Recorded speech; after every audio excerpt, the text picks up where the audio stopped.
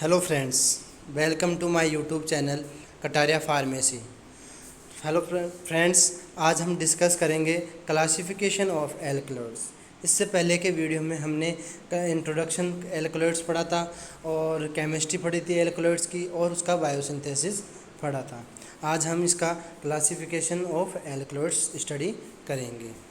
दोस्तों, ये जो क्लासिफिकेशन किया जाता है एल्कलॉइड्स का वो केमिकली कैरेक्टर पर बेस्ड पे किया जाता है। इसके 3 टाइप्स होते हैं, 3 क्लासीफाई होते हैं। जैसे कि फर्स्ट है true alkaloids, second proto alkaloids, third pseudo alkaloids. True alkaloids क्या है? ट्रू एल्कलॉइड्स जैसे सफिशिएंट टॉक्सिसिटी होती है इसमें, यानी पर्याप्त मात्रा में टॉक्सिक नेचर होता है इसका, और बेसिक इन नेचर होता है, और जो नाइट्रोजन एटम है वो क्या करता है, हेट्रोसाइक्लिन रिंग में प्रेजेंट होता है। तो इस प्रकार से इसे ट्रू एल्कलॉइड्स कहा जाता है।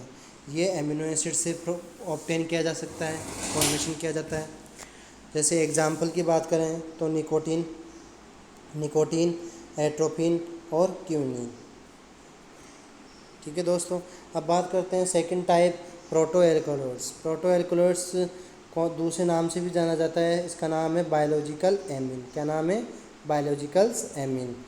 ये क्या करता है, बेसिक होता है नेचर में, और जो नाइट्रोजन एटम है वो हेट्रोसाइकिल में प्रेजेंट नहीं होता है, और सिंपल एमीन बोला जा सकता है इसको।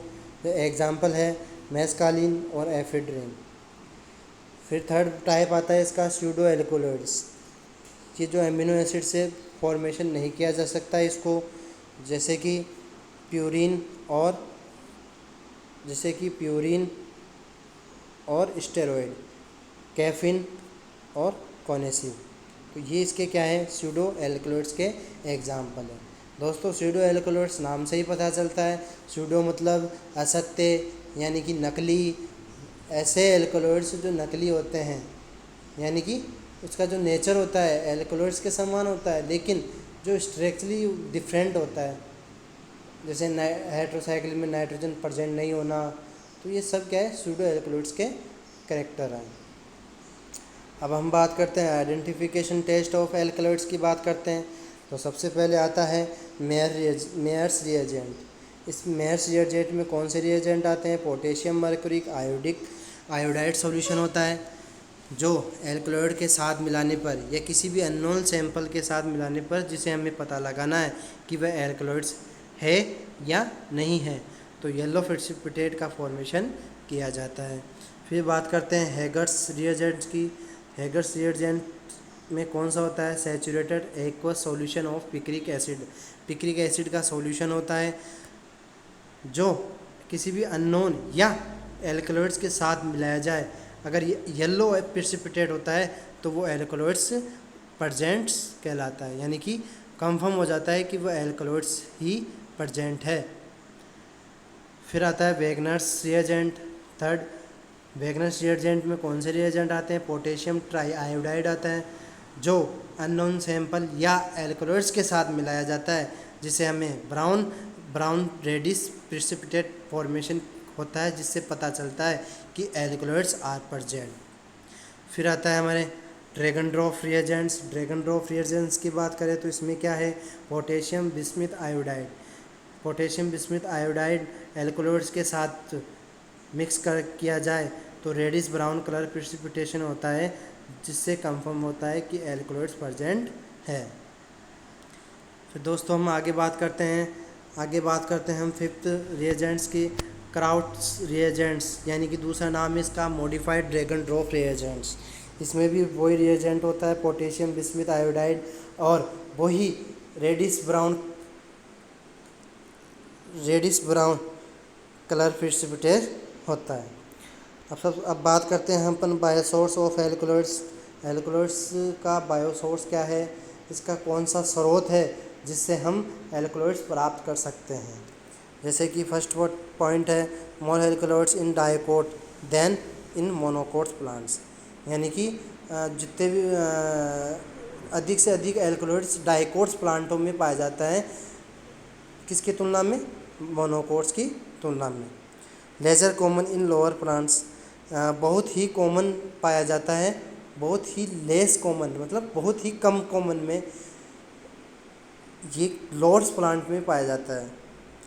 और इसकी जो फैमिलीज़ होती है जिसमें सभी एल्कोलॉइड्स, जिस फैमिली में एल्कोलॉइड्स कन्फर्म ही पाया जाता है वो फैमिलीज़ है एपोकाइनेसिया, रूबिएसिया, सोलेनेसिया और पापावरएसिया। तो ये फैमिलीज़ है जिसमें एल्कोलॉइड्स कन्फर्म ही पाया जाएगा। फिर बात करते हैं डिस्ट्रीब्यूशन इन प्लांट्स। जो एल्कोलॉइड्स का डिस्ट्रीब्यूशन होता है प्लांट्स में वो कौन कौन से पार्ट्स में होता है, किस स्ट्रक्चर में होता है। तो सबसे पहले बात करते हैं alkaloids find in all parts. ऐसे एल्कोलॉइड्स जो प्लांट के सभी पार्ट्स में पाए जाते हैं वो कौन सा होता है, धतूरा। धतूरे का जो होता है प्लांट्स होता है शंखनुमा फ्लावर होता है उसमें, तो उसके सब जितने भी पार्ट्स हैं फ्लावर फ्रूट उन सभी में क्या पाया जाता है, धतूरा एल्कोलॉइड्स पाया जाता है। इन बार्क पेड़ प्लांट्स की जो छाल होती है उनमें चिनकोना पाया जाना, और सीड्स में ओनली नक्स भूमिका ही पाया जाएगा। और रूट्स में एकोनाइट पाया जाएगा। फ्रूट्स में ओनली ब्लैक पेपर्स पाया जाएगा। लीव्स टोबैको जो प्लांट्स है, ठीक है दोस्तों, टोबैको जो प्लांट्स है इसमें लीफ में पाया जाता है सबसे ज़्यादा एल्कोलॉइड्स जो टोबैको होता है। लेक्टस ओपियम है। तो ऐसे चीज़ें कि जैसे ओपियम कौन सी फैमिली से बिलोंग करता है, पापावेरेसियम। दोस्तों जो इंडिविजुअल ड्रग है एल्कोलॉइड्स जो हमारे सिलेबस में दे रखी है वो हम आगे के वीडियो में स्टडी करेंगे। अब बात करते हैं थेराप्यूटिक यूजेज में एनाल्जेसिक यूज़ किया जाता है। मॉर्फिन एनाल्जेसिक यूज़ किया जाता है, जैसे कि किसी पेशेंट डिप्रेशन में है तो उसे एंटी डिप्रेशन दी जाती है। तो मॉर्फिन एक तरह का एल्कोलॉइड्स है जो डिप्रेशन में भी दिया जा सकता है। एक्सपेक्टोरेंट यानी खांसी कफ वगैरह में कोडीन दिया जाता है। सीएनएस स्टिमुलेंट यानी कि सीएनएस सेंट्रल नर्वस सिस्टम को स्टिमुलेट करना, उत्तेजित करना। कौन से ड्रग करते हैं एल्कोलॉइड्स, करते हैं, स्टाइरिचिन और कोकाइन। फिर बात करते हैं ट्रीटमेंट ऑफ अस्थमा का ट्रीटमेंट किया जाए तो वो होता है लोवेलाइन।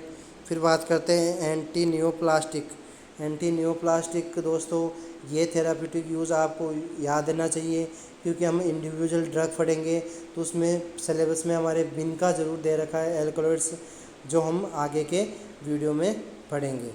बिनका क्या होता है, इसमें जो केमिकल कॉन्स्टिट्यूएंट होता है जो विनब्लास्टिन और विनक्रिस्टिन पाया जाता है जो हमारे एंटी नियोप्लास्टिक यूज़ किया जाता है यानी कि एंटी कैंसर में यूज़ किया जाता है। फिर बात करते हैं एट्रोपिन किस में यूज़ किया जाता है, माइड्रियाटिक में यूज़ किया जाता है। माइड्रियाटिक क्या होता है, माइड्रियाटिक वो होता है कि विदाउट लाइट के ही अपनी प्यूपिल्स डायलेट हो जाती है, तो ऐसी डिजीज़ को क्या बोला जा सकता है, माइड्रियाटिक। इसका ट्रीटमेंट किससे किया जाता है, एट्रोपिन एल्कोलॉइड्स से। म्योटिक में कौन सा यूज़ किया जा सकता है, पिलोकार्पिन। दोस्तों मैंने पिछले वीडियो में बताया था कि पिलोकार्पिन एक ऐसा एल्कोलॉइड्स है जो लिक्विड फॉर्म में होता है। ज़्यादातर एल्कोलॉइड्स सभी सॉलिड फॉर्म में होते हैं लेकिन पिलोकार्पिन क्या होता है, लिक्विड फॉर्म में होता है। अब बात करते हैं अपन कॉमर्शियल यूज़ की बात करते हैं। तो कॉमर्शियल यूज़ में एज ए मेडिसिन जैसे डिजिटॉक्सिन है, मॉर्फिन है, तो ये सब क्या है मेडिसिन के लिए यूज़ किए जा सकते हैं, प्रिस्क्रिप्शन के द्वारा डॉक्टर के द्वारा दी जाती है। जैसे डिजिटॉक्सिन है कार्डियक डिजीज़ के लिए यूज़ की जा सकती है, मॉर्फिन है डिप्रेशन के लिए यूज़ किया जा सकता है। तो ऐसी चीज़ें क्या है मेडिसिनली यूज़ किए जाएंगे, तो कॉमर्शियल यूज़ एक ये हो गया।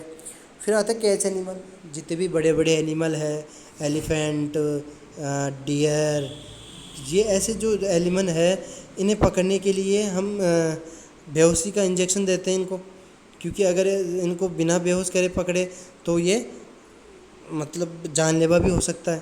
तो इसलिए हम इन्हें हल्की सी बेहोश करके पकड़ते हैं जो हमारे एल्कोलॉइड्स का यूज़ होता है। फिर बात करते हैं इंसेक्ट रिपेलेंट एंड पेस्टिसाइड। कुछ एल्कलॉइड्स होते हैं जो हमारे इंसेक्ट के लिए रिपेलेंट्स होते हैं, घातक होते हैं, और पेस्टिसाइड यानी कंट्रोलर होते हैं। साइंटिफिक स्टडी किसी भी एल्कलॉइड्स किसी भी बॉडी में, किसी भी ह्यूमन बॉडी में side effect, pharmacological action study करने के लिए साइंटिफिक स्टडी यूज़ करी जा सकती है। दोस्तों, अगर वीडियो पसंद आए तो इसे लाइक एंड शेयर ज़रूर करें। और आप वीडियो पे नए हो